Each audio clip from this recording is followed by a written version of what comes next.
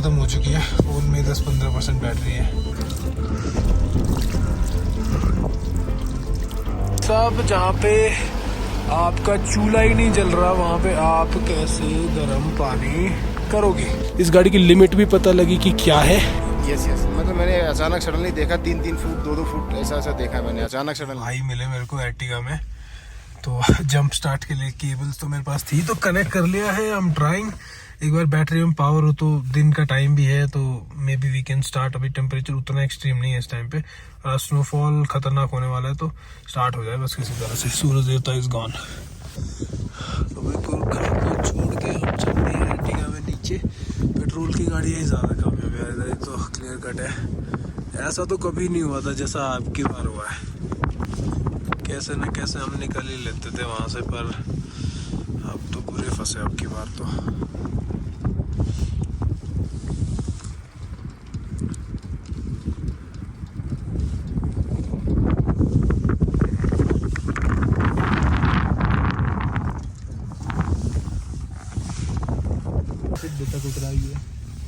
देखो मैं बाहर हूँ ऐसे ऐसे मतलब वैसे देखो शीशा खोल के मुंडी बाहर कट के। भाई यहाँ पे ना वो चाहिए वो पोलराइजर ना। मेरा तो टूट गया, नहीं तो इसमें दिखता ही उसके बाद है, नहीं तो चुंदिया जाता बंदा बिल्कुल। आपकी तरफ रिटर्न। अच्छा ये तो ऐसे ही है, इतना क्या है। खुला ये तो चौड़े वाले रोड है ना सारे। ये तो चौड़े है तो पर तक है रोड, यहाँ से यहाँ तक है। ये तो ये जो उठा रखी है उससे आइडिया ये लग रहा है ना, बर्फ हटा रखी जो इन्होंने।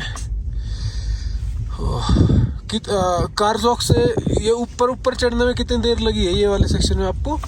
3 घंटे। 3 घंटे? हम सुबह 8 बजे निकले। अच्छा जी। वहां से तो आने में कुछ था ही नहीं, ये चढ़ाई में ही लगा सारा टाइम। नहीं छोड़ के आए। अब अगर मान लो जैसे 2 दिन बर्फ गिरेगी, अब 2 ही दिन का है मेन तो है ना, उसके बाद में शायद 2-1 दिन में फिर खोलेंगे, ऐसा ही चक्कर रहेगा। चलो कोशिश करता हूँ मैं। अभी इतनी ज्यादा बर्फ नहीं गिरी हुई, जिप्सी लेके आता हूँ, खींच के लेके आता हूँ इसको। इतना भी नहीं भाई।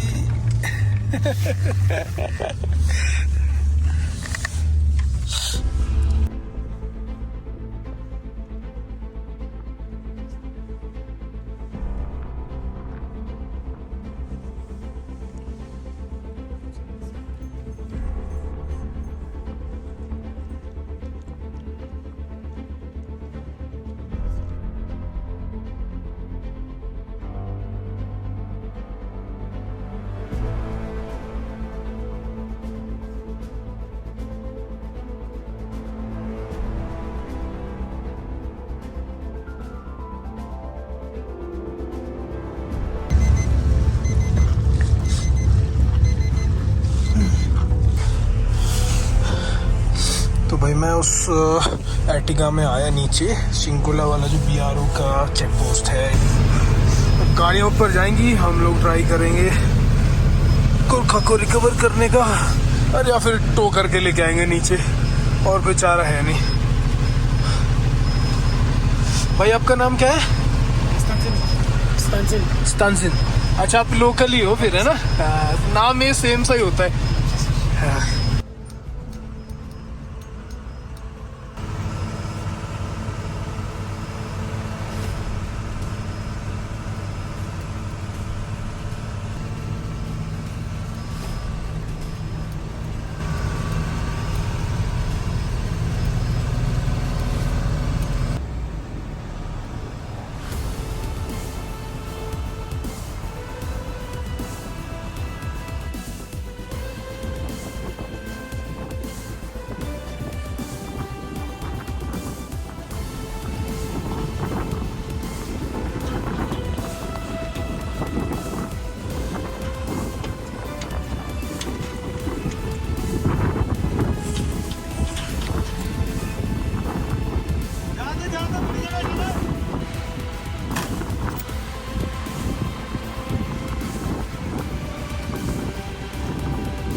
BRO का ट्रक हमें टो करके ले ही जा रहा है। सब हर चीज़ की बैटरी ख़त्म हो चुकी है। फ़ोन में 10-15% बैटरी है ना, कैमरा चल रहा है ना कुछ चल रहा है।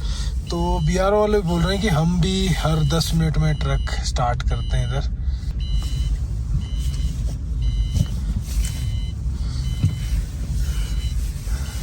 गाड़ी की बैटरी बिल्कुल डेड हो गई है लगभग, मतलब अब कंसोल पे से भी सिग्नल सारे चले गए थे।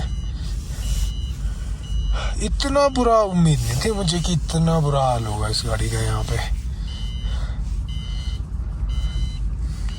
चलो भाई, अच्छा खासा मेरे ख्याल से 18-20 किलोमीटर उतरना है नीचे, और कुछ टर्न्स हैं जो थोड़े से रिस्की हैं, वहाँ पे हैंड ब्रेक वगैरह लगा के करेंगे manage.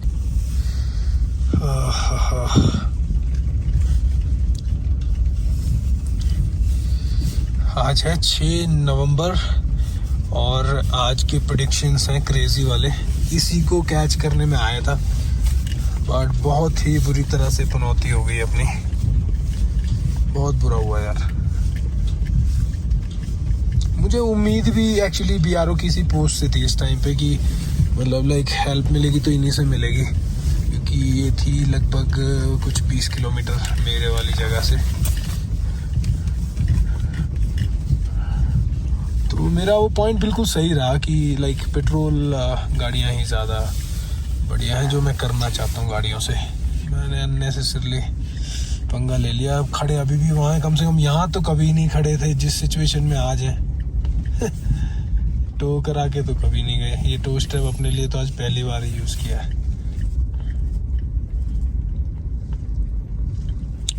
Sad, no doubt about it.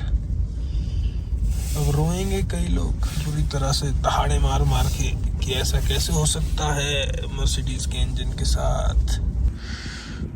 तो डीजल फिल्टर पे गर्म पानी डालने की कोशिश,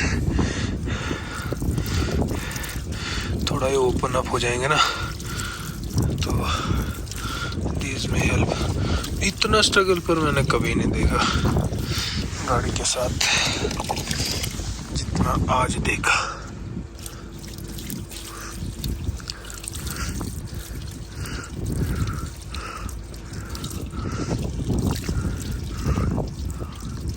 लो भाई, गर्म पानी डलते ही गाड़ी स्टार्ट। हैंड पे डाला मैंने, उसके साथ में रेल्स पे डाला और फिल्टर्स पे डाला, थोड़ा सा बैटरी पे डाला।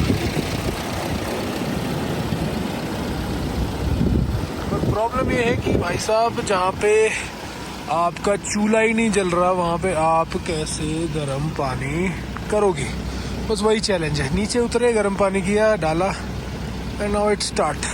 Eight last we are back and गाड़ी भी स्टार्ट हो गई है। मगर ठंड बहुत ज़्यादा है, इससे पता लग रहा है लाइक देखो आइस जमी हुई है इसके ऊपर। और कुछ आइडियाज़ भी मिले हैं। मैं थोड़ा ओवर कॉन्फिडेंट था इसकी कोल्ड स्टार्ट एबिलिटीज़ को लेके, तो अब मुझे लग रहा है कि थोड़ा सा इसको भी मदद की ज़रूरत है। और हीटर अगर हमारा चल गया होता तो कोई इशू ही नहीं था। हीटर ने धोखा दिया है, उसी बेसिस पे हमारी इतनी क्लास लगी। बट ठीक है, सब प्लान्ड तरीके से हो जाए, मतलब सब सही तरीके से हो जाए तो उससे बेटर कुछ नहीं। स्नोफ्लेक्स इधर भी आ रहे हैं एंड मैं थोड़ा गाड़ी को वार्म अप कर रहा हूँ, बैटरी भी चार्ज हो जाएगी।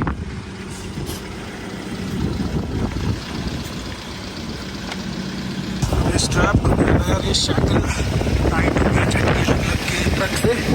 ये शैकल खुल जाए तो मैं एक मिनट की लाइक 2-4 किलोमीटर की एक ड्राइव मार के आ जाऊँ, तो बैटरी चार्ज हो जाएगी, वार्म अप हो जाएगी गाड़ी, और फिर बंद कर देंगे। यहाँ नीचे इतनी ठंड नहीं है तो इट शुड मैनेज, बाकी वो भी टेस्ट हो जाएगा सुबह। Good morning everyone. तो हम लोग BRO की पोस्ट पे हैं इधर बिलो शिंकुला, और कल परसों जो टेम्परेचर्स हमने बेयर करे उसके बाद यहाँ पे तो ऐसा लग रहा है कि कुछ है ही नहीं जैसे। तो अभी भी यहाँ पे टेम्परेचर -5 -7 इतना तो दिखा रहा है जो मैंने थर्मोमीटर लगा रखा है। बड़ा कंजर्वेटिव रीडिंग्स देता है वो, बट स्टिल इतना तो दिखा रहा है। रात को स्नोफॉल भी हुआ है थोड़ा सा, तो अब तो पिघल गया, गाड़ी के ऊपर भी पड़ा हुआ था काफ़ी सारा, टायर्स पे थोड़ा सा बचा हुआ है। और यहाँ भी अब नीचे तक स्नो आने लगी है। This is the first time मैं नवंबर में ये ट्रिप कर रहा हूँ इस वाले सेक्शन की। तो अब यहाँ पे नीचे किलोंग तक बर्फ़ गिरने लगेगी, अटल टनल तक। अब अगर हम बात करें कल और परसों के एपिसोड की, तो वहाँ से कुछ चीज़ें सीखने को मिली जो कि मैं आप लोग से शेयर करना चाहूँगा।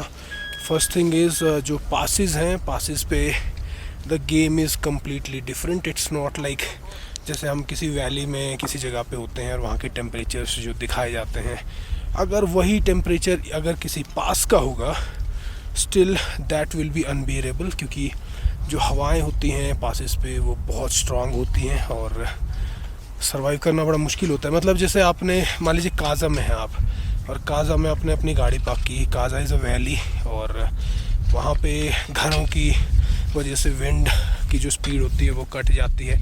सो जो चिल फैक्टर होता है वो चिल फैक्टर बहुत हद तक घट जाता है। तो उससे होता क्या है कि व्हीकल पे और इंसान पे इम्पैक्ट स्लोली आता है ठंड का। पासिस पे क्या होता है कि the speed is always high, और जैसे अगर मान लो आपकी गाड़ी डीजल की है और उसके अंदर विंटर डीजल नहीं डला हुआ है या फिर कोई डीजल ट्रीटमेंट नहीं डली हुई है, जो कि हमें तो फोर्स ने नहीं बताई अब तक कि भाई किस ब्रांड का ट्रीटमेंट हम यूज़ कर सकते हैं गाड़ी में। तो मेरे पीछे देखो अच्छा नज़ारा है, तो वो हमें पूछना पड़ेगा। बस ट्राइंग, बट किसी ने आंसर ही नहीं किया इस चीज़ को ट्रिप से पहले। तो मुद्दा जो है वो ये है कि जो चीज़ मान लो एक वैली में 20 घंटे लेगी, वो एक पास पे 2 घंटे ही लेगी। तो विद इन 2 आवर्स मेरी गाड़ी का डीजल पूरी तरह से लाइक घी की तरह थिक हो गया था। जो मेरी कैंस थी एक्स्ट्रा डीजल जहाँ पे मैं कैरी कर रहा था, जिससे मैं अपना डीजल हीटर चलाना चाह रहा था, वो पूरा का पूरा थिक हो गया था। तो मैं नहीं एक्सपेक्ट कर रहा था कि 2 घंटे में ही ऐसा हो जाएगा। तो it was quite a thing मेरे लिए भी, क्योंकि विंटर्स में किसी पास पे मैंने अब तक स्टे नहीं किया था, वही मैं टेस्ट करना चाहता था। And I would request everyone कि ऐसा कभी ना किया जाए, क्योंकि मेरी प्लानिंग जो थी वो 80% वहाँ पे फेल हो गई थी। इक्विपमेंट कोई नहीं चल रहा था। एनीथिंग रिलेटेड टू फायर, जैसे मेरा डीजल हीटर नहीं चला, जो कि मुझे कई दिन तक सर्वाइवेबल कंडीशंस में रख सकता था। मेरा स्टोव नहीं चला बिकॉज दैट वाज ब्यूटेन। मेरा पानी जम गया, अब मैं पानी को भी नहीं पिघला सकता क्योंकि जब कोई हीट वाली चीज़ चल ही नहीं रही है। फ्लेम थ्रोवर नहीं चला, उसके साथ में इस तरह की चीज़ें होती रही और फिर उससे मुझे लगा कि इट्स नेक्स्ट लेवल। और फिर वहाँ पे हेलुसिनेशन का इशू अलग है क्योंकि ऑक्सीजन लेवल बहुत लो है। इसी वजह से मुझे लगता है कि फायर भी नहीं पकड़ती जो बहुत सारी इक्विपमेंट होती है वो। तो ये चीज़ हमेशा ध्यान में रखी जाए। और मैं अभी BRO के जो ऑफिसर हैं उनसे भी इस बारे में बात कराऊंगा कि डूज एंड डोंट्स क्या हैं। बेशक मेरा प्लान था, बट उसके बाद भी बैकफायर बहुत बुरी तरीके से वो चीज़ हुई थी।